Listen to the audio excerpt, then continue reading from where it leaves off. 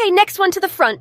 Today I'm here to talk about my doggy. Don't be silly, boy. We're all grown-ups here and we don't talk about our pets in my class. That day, I swear I'm gonna have my revenge. And that day has finally come, but we don't have enough time for the persecution of English teachers. We're here for him. But let's start from a proper beginning. Back in the day, I used to work for Uber Eats. It was a way to get easy money and you get to decide when to work or not. Do I recommend it? Of course not. But that's a story for another day. The thing is that I wake up always really early to get more trips and finish a profitable day as quick as possible. To get home and work on my PC. And on one of those freezing mornings, I heard it for the first time.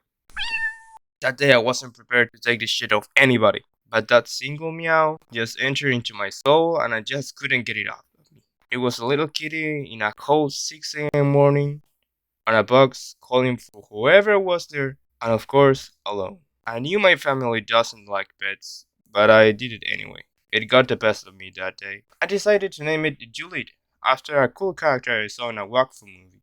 In the past, I consider myself more of a dog person, because I always thought that cats were treasures. Even though I cannot prove that a lie, I can say that whenever I am away from home for more than 4 hours, he always runs full speed at me at my return to the fence. So he can greet me with fun and zoomies mode, showing his belly for me to caress him. And then the fight starts. The cat versus the hen.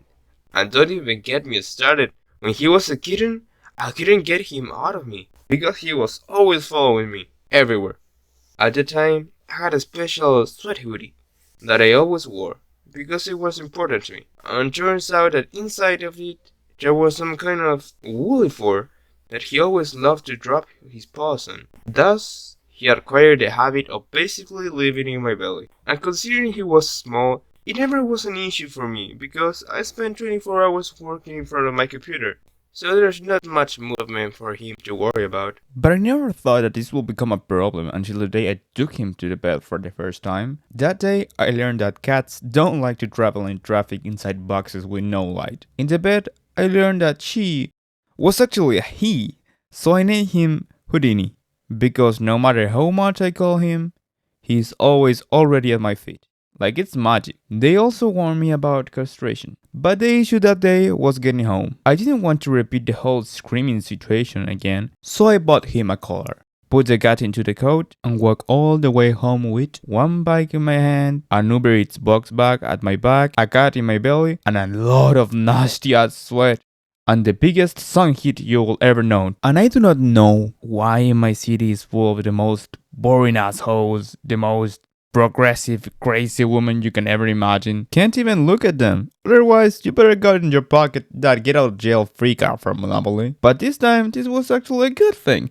Because I looked like ass, so there was nothing to worry about. But your almighty beloved God said, nah. Nah, man. You're not getting free that easily this time. So he prepared the most one-piece looking females for my pleasure in the eyes to behold. And I'm talking Fairy Tail, Bleach, High School DxD, High School of the Dead, Black Lagoon, Akame ga Kill, you name it. All of them walking to the side while giving me the most smuggest ara looking faces in existence. But you know who was enjoying it all? This fucker! Because while I'm performing the pettiest walk of fame of my life, he's just enjoying the view. Front seat, completely unaware of the burden that he was. Some say I died that day. Sometime later, a lot of people warned me about the castrating situation, and I didn't take it because I wanted for him to get offsprings in the future. But everything changed one day in which I found out that he got a huge wound near his neck that could cover all my hand on blood. I stopped playing games and castrated him 3 days later. Since then, he keeps on fighting from time to time, but he never appears with wounds of that scale. Trying to get a walk with cats, it's really hard.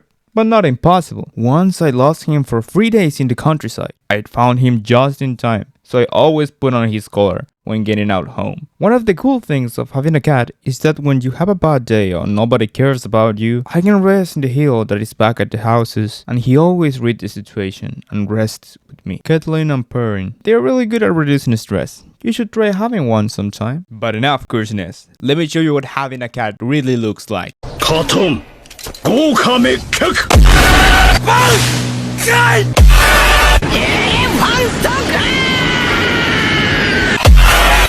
神羅転生